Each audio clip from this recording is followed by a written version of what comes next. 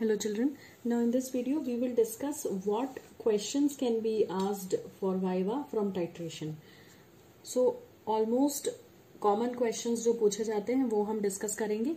जो type of titration है वो दोनों आपके सामने लिखा हुआ है, KMnO4 वर्सेस मोहर सॉल्ट और KMnO4 वर्सेस ऑक्सैलिक एसिड. तो KMnO4 का नाम क्या है? Potassium permanganate.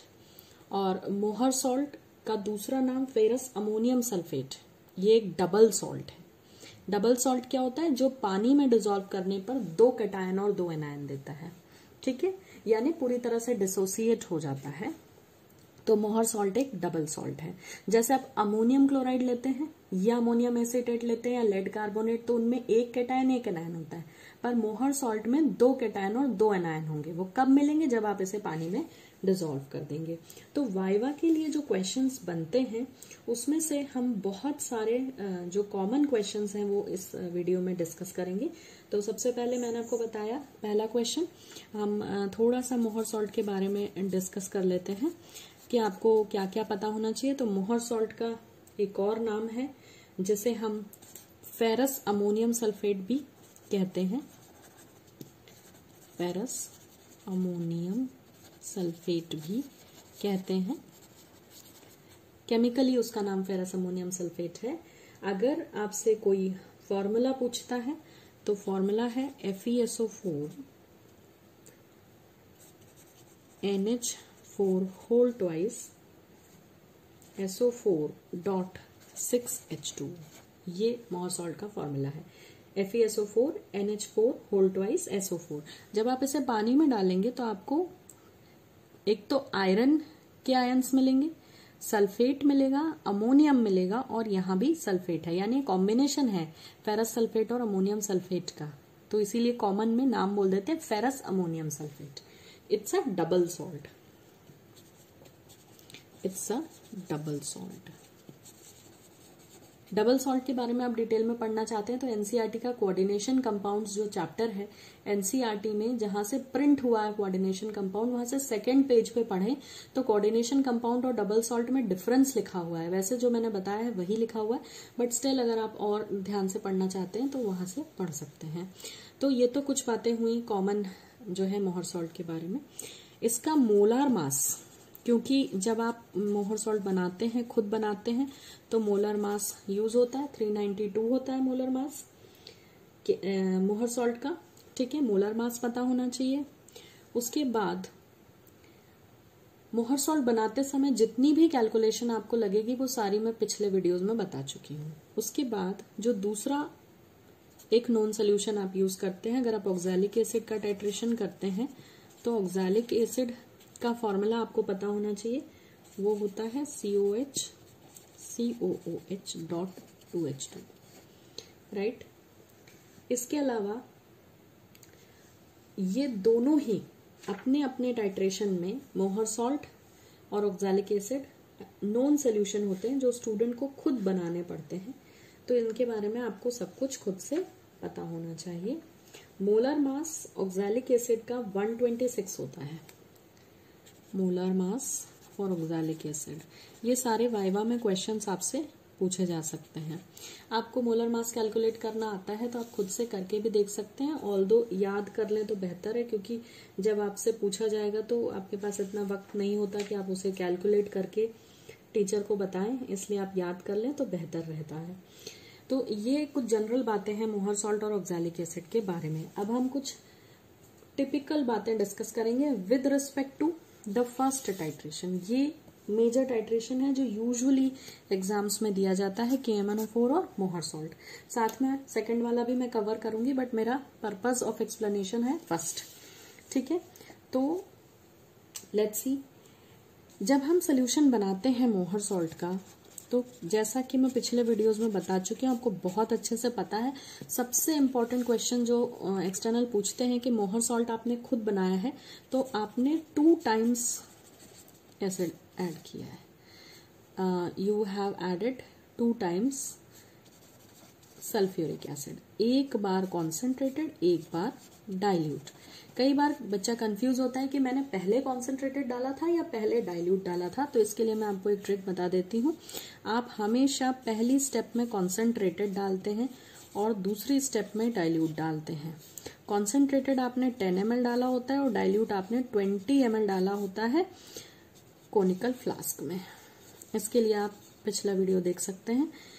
अब आपको कैसे सीक्वेंस याद रहेगा, CD से याद रखें। ABCD में C पहले आता है D से, तो ऐसे आपको ध्यान रहना चाहिए कि पहले क्या डाला, पहले C आता है ABCD में तो कॉन्सेंट्रेटेड डाला, और बाद में D आता है तो बाद में डाइल्यूट डाला है। ठीक है, क्वांटिटी भी पहले कम है बाद में डबल हो गई है। ठीक है, तो नंबर में भी 10 पहले आता है और 20 बाद में आता है। ऐसे आप याद रख सकते हैं कि पहले मैंने कॉन्सेंट्रेटेड डाला है 10 ml और फिर मैंने डाइल्यूट डाला है 20 ml। तो आई होप ये क्लियर है। ABCD के सीक्वेंस से कॉन्सेंट्रेटेड डाइल्यूट याद रखें और नंबर के सीक्वेंस से 10 और 20 याद रखेंगे।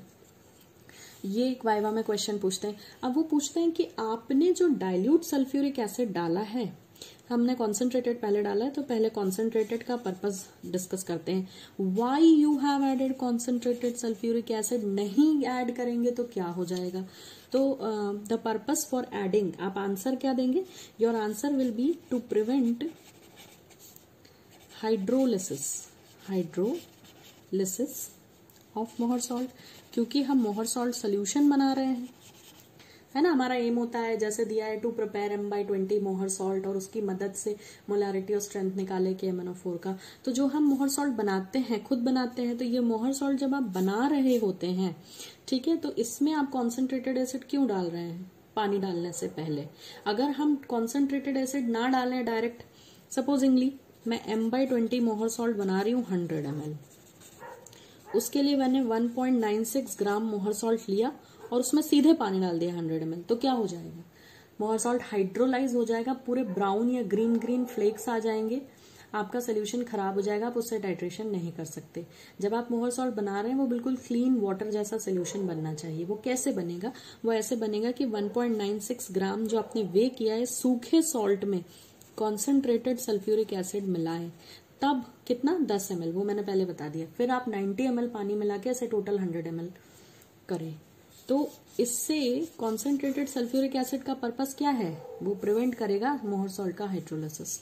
तो इसीलिए कॉन्सेंट्रेटेड सल्फ्यूरिक एसिड ऐड करना ये बहुत इंपॉर्टेंट क्वेश्चन है। फिर आता है दूसरी बार डाइल्यूट क्यों डाल रहे हैं, अब क्या जरूरत है, एक बार कॉन्सेंट्रेटेड डाल चुके हैं और ये डाइल्यूट आप डालते हैं कोनिकल फ्लास्क में। 20 ml आपने मोहर सॉल्ट पीपेट आउट करके कोनिकल फ्लास्क में डाल लिया और फिर उसमें डालते हैं डाइल्यूट सल्फ्यूरिक एसिड 20 ml। अब क्यों 20 ml डालते हैं, तो इसका आंसर है to provide an acidic medium. Acidic medium क्यों चाहिए, ये भी सवाल आएगा। An acidic medium for redox titration, ये रिडॉक्स टाइट्रेशन है, ये भी एक वाइवा का क्वेश्चन है। So let us discuss further. ये आपको एक्सटर्नल पूछ सकते हैं कि आपने जो डाला है एसिड डाइल्यूट, उसका पर्पस था एसिडिक मीडियम प्रोवाइड करना, तो एसिडिक मीडियम क्यों प्रोवाइड किया है। ठीक है, तो यहाँ पे ध्यान रखें कि हमने सोल्यूशंस कौन से यूज किए हैं, हमने यूज किया है KMnO4 और हमने यूज किया है मोहर सॉल्ट। ठीक, अब हम मोहर सॉल्ट में डाल रहे हैं एसिड, एक बार कॉन्सेंट्रेटेड पहली बार, दूसरी बार डाइल्यूट। तो इस टाइट्रेशन में मोहर सॉल्ट का काम क्या है, Mohr salt works as strong oxidizing agent। ये एक स्ट्रॉन्ग ऑक्सीडाइजिंग एजेंट का काम करता है और खुद itself gets reduced। इसका खुद का रिडक्शन होता है इस टाइट्रेशन में, इसका खुद का रिडक्शन होता है और ये एक स्ट्रॉन्ग ऑक्सीडाइजिंग एजेंट है। स्ट्रॉन्ग ऑक्सीडाइजिंग एजेंट है तो किसको ऑक्सीडाइज कर रहा है, KMnO4 को ऑक्सीडाइज कर रहा है। तो यहां पर इसका जस्ट उल्टा लिख लें, मोहर सॉल्ट खुद रिड्यूस होता है, यानी KMnO4 का क्या कराता है, oxidation. Itself KMnO4 gets oxidised. ये हमने कंपैरिजन पढ़ लिया है दोनों के बीच में। KMnO4 गेट्स ऑक्सीडाइज्ड, क्यों? क्योंकि मोहर सॉल्ट ऑक्सीडाइजिंग एजेंट है। एजेंट क्या करता है? सामने वाले को ऑक्सीडाइज करता है, और ये रिड्यूस हो रहा है तो मोहर सॉल्ट को रिड्यूस कौन करेगा? KMnO4। इसका मतलब KMnO4 यहाँ पे रिड्यूसिंग एजेंट का काम करेगा, रिडक्शन करवाने वाला इज रिड्यूसिंग एजेंट। क्लियर है? तो ये जो रिएक्शन हो रही है ये स्ट्रॉन्ग ऑक्सीडाइजिंग एजेंट की तरह मोहर सॉल्ट कब एक्ट करेगा? जब आप एसिड मिलाएंगे। नहीं मिलाएंगे तो नहीं करेगा। ठीक है, तो एसिड की प्रेजेंस में KMnO4 रिड्यूसिंग एजेंट है। हालांकि उससे उस पे असर नहीं दिखना, हमें तो मोहर सॉल्ट में एसिड मिला रहे हैं। वो इसलिए मिलाया पहली बार कि हाइड्रोलिसिस ना हो, और दूसरी बार इसलिए मिलाया क्योंकि रिडॉक्स टाइट्रेशन होना है। तो रिडॉक्स टाइट्रेशन एसिडिक मीडियम में ही होगा। एसिडिक मीडियम में मोहर सॉल्ट ऑक्सीडाइजिंग एजेंट का काम करेगा। फिर अगला क्वेश्चन आता है, which type of titration is this? Which type of titration is this? Answer है it's a redox titration. It's a redox titration. Redox titration 11th में आपने एसिड बेस टाइट्रेशन किया था, एक एसिड होता था एक बेस होता था। इस साल आपने रिडॉक्स टाइट्रेशन किया है, एक चीज ऑक्सीडाइज होगी और एक रिड्यूस होगी। रिडॉक्स रिएक्शंस क्या होती है? The reactions in which simultaneously something is getting oxidised and the other thing is getting reduced, है ना? तो ये चीज। उसके बाद हम टाइट्रेशन में हमेशा एक इंडिकेटर यूज करते हैं। तो सवाल आता है इस टाइट्रेशन में व्हाट इज इंडिकेटर? सो सवाल में जवाब है KMnO4 acts as self indicator. वो खुद इंडिकेटर है। यहाँ पर आपको कोई फेनोल्फथालीन मिथाइल ऑरेंज जैसे इंडिकेटर जो आप एसिड बेस्ड टाइट्रेशन में यूज करते हैं उनकी जरूरत नहीं पड़ती है। फिर एक क्वेश्चन आता है, व्हाट इज एंड पॉइंट? ये सारी चीजें तो आप 11th में भी पढ़ चुके होते हैं, but still I am repeating. And point क्या है? एंड पॉइंट वो पॉइंट है जहां पर रिएक्शन जस्ट कंप्लीट होती है। It means the point eight which you get permanent pink color and the reaction is complete.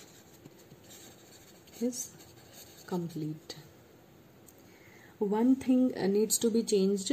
Just you put an arrow. This information is for KMnO4 and this one is for moher salt. I just wrote opposite.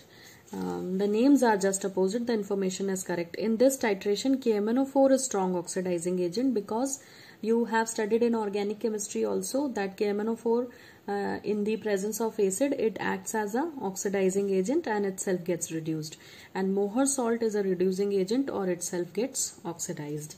So moher salt का oxidation होगा और KMnO4 का reduction होगा। यहाँ पर एक बहुत important viva का क्वेश्चन आता है और वो क्वेश्चन ये है कि आपको पिंक कलर क्यों मिलता है टाइट्रेशन में? जब टाइट्रेशन खत्म होता है तो KMnO4 आपको पिंक कलर क्यों देता है और वो क्यों सेल्फ इंडिकेटर है? तो इसके लिए आप एक क्वेश्चन नोट कर सकते हैं। Question says, why does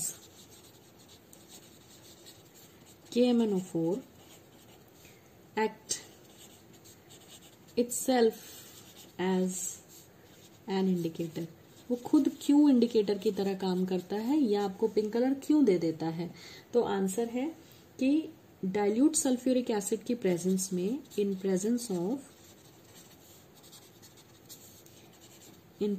of dilute H2SO4 आपके पास नीचे जो बीकर है, it's the titration flask not beaker, उसमें आपने मोहर सॉल्ट लिया है 20 ml और डाइल्यूट सल्फ्यूरिक एसिड और आप ब्यूरेट से KMnO4 उसमें गिरा रहे हैं। तो डाइल्यूट सल्फ्यूरिक एसिड की प्रेजेंस में जब KMnO4, ये आपका ब्यूरेट है, इसको आपने ऐसे हैंग करके रखा है, इसमें आपने KMnO4 भर रखा है और यहाँ पर आप जो है फ्लास्क में क्या रख के बैठे हैं? मोहर सॉल्ट, और साथ में आपने भरा हुआ है डाइल्यूट H2SO4। तो इस डाइल्यूट H2SO4 की प्रेजेंस में जब KMnO4 इसमें गिरता है तो ये रिएक्ट करता है, it reacts with the reducing agent. और रिड्यूसिंग एजेंट क्या है? मोहर सॉल्ट, जैसा कि मैंने आपको पहले बताया। तो it reacts with the reducing agent जो कि ऑक्सैलिक एसिड वाले टाइट्रेशन की अगर बात करें तो वहां ऑक्सैलिक एसिड रिड्यूसिंग एजेंट है, और अगर इस टाइट्रेशन की बात करें तो आपका मोहर सॉल्ट रिड्यूसिंग एजेंट है। तो ये क्या करता है, आप इतना कंफ्यूज ना हो, आप तो हम किसके रिस्पेक्ट में डिस्कस कर रहे हैं, मोहर सॉल्ट और KMnO4। तो KMnO4 जब H2SO4 की प्रेजेंस में ऊपर से गिर रहा है तो वो नीचे आके किससे रिएक्ट कर रहा है, मोहर सॉल्ट से, H2SO4 की प्रेजेंस में। तो मोहर salt is a reducing agent, तो ये रिड्यूसिंग एजेंट से रिएक्ट करता रहता है। When all the reducing agent, जब सारा का सारा रिड्यूसिंग एजेंट ऑक्सीडाइज हो जाता है, इज ऑक्सीडाइज्ड। कौन ऑक्सीडाइज कर देगा उसे, KMnO4। ठीक है, KMnO4 उसे ऑक्सीडाइज कर देगा क्योंकि वो खुद रिड्यूस हो जाएगा। तो when all the reducing agent क्या है, Mohr salt, when all the reducing agent is oxidised, the excess KMnO4, जो बच गया है KMnO4, क्योंकि आप तो गिराते जा रहे हैं ब्यूरेट से, तो एक्सेस ऑफ KMnO4 जो है it will be decomposed, it will not be able to get decomposed, क्योंकि रिएक्शन नहीं हो पा रही ना, redox reaction, so it will not be getting decomposed. So excess KMnO4 is not decomposed and you get pink color. Pink color. So this is the reason कि pink color titration में क्यों आता है। तो ये एक बहुत इंपॉर्टेंट क्वेश्चन है, आई होप ये क्लियर है। अगर आपसे कोई पूछता है कि what happens to at the end point, तो आंसर देंगे from colourless to permanent pink colour. I hope मैंने सारे ही इंपॉर्टेंट क्वेश्चंस कवर किए हैं। इसके बाद जनरल में आपको मोलैरिटी की डेफिनेशन पूछी जा सकती है, आपको स्ट्रेंथ का फॉर्मूला पूछा जा सकता है, जो कि कैलकुलेशन करते समय मैंने आपको बता दिया है। और एक और इम्पॉर्टेंट चीज है कि ये किस तरह का टाइट्रेशन है, तो मैंने आपसे बताया था कि ये एक रिडॉक्स टाइट्रेशन है। Which type of titration is this, it's a redox titration. Redox titration में कौन ऑक्सीडाइज कौन रिड्यूस हुआ है उसे प्रॉपर तरीके से देख लीजिए। And then this is also called as permanganometry titration. This is also called as permanganometry, redox तो कहते ही कहते हैं, परमैग्नोमेट्री टाइट्रेशन भी इसे कहा जाता है। सो परमैग्नोमेट्री टाइट्रेशन इसे क्यों कहते हैं, क्योंकि रिडॉक्स टाइट्रेशन जिनमें KMnO4, रीजन अगर पूछते हैं कि क्यों ये परमैग्नोमेट्री टाइट्रेशन कहा जाता है, तो आंसर होगा कि द रिडॉक्स टाइट्रेशन, वो redox titrations which involve KMnO4, यानी पोटेशियम परमैग्नेट, जो ब्यूरेट में भरते हैं एज द ऑक्सीडाइजिंग एजेंट। अगर आपने KMnO4 को as a oxidising agent use किया है, तो ऐसे टाइट्रेशंस को, redox titrations which involve KMnO4 as the oxidising agents are called as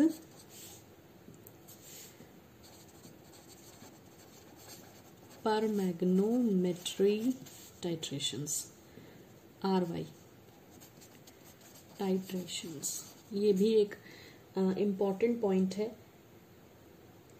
so I hope I have covered all the important questions. Oxalic acid के titration को भी हम परमैग्नोमेट्री ही कहेंगे, क्योंकि वहां भी KMnO4 ही एज ऑक्सीडाइजिंग एजेंट, और you can say itself it gets reduced use होता है। एक बहुत इंपॉर्टेंट चीज है, जो आपने फर्स्ट स्टेप में कॉन्सेंट्रेटेड सल्फ्यूरिक एसिड मंगाया था डालने के लिए अपने टाइट्रेशन में, और डाला, तो उस स्टेप में कई बार ग्रीनिश या ब्राउनिश फ्लेक्स देखने को मिलते हैं। तो अगर आपका सल्फ्यूरिक एसिड प्रेजेंट नहीं है तो मोहर सॉल्ट हाइड्रोलाइज हो जाएगा, क्योंकि इनकम्प्लीट रिएक्शन होगी। और दूसरी चीज ये है कि डाइल्यूट सल्फ्यूरिक एसिड का भी कॉन्सेंट्रेशन प्रॉपर होना चाहिए टाइट्रेशन में, अदरवाइज जो है प्रॉपर टाइट्रेशन नहीं होगा। So I hope this all was clear to you. Thank you for watching.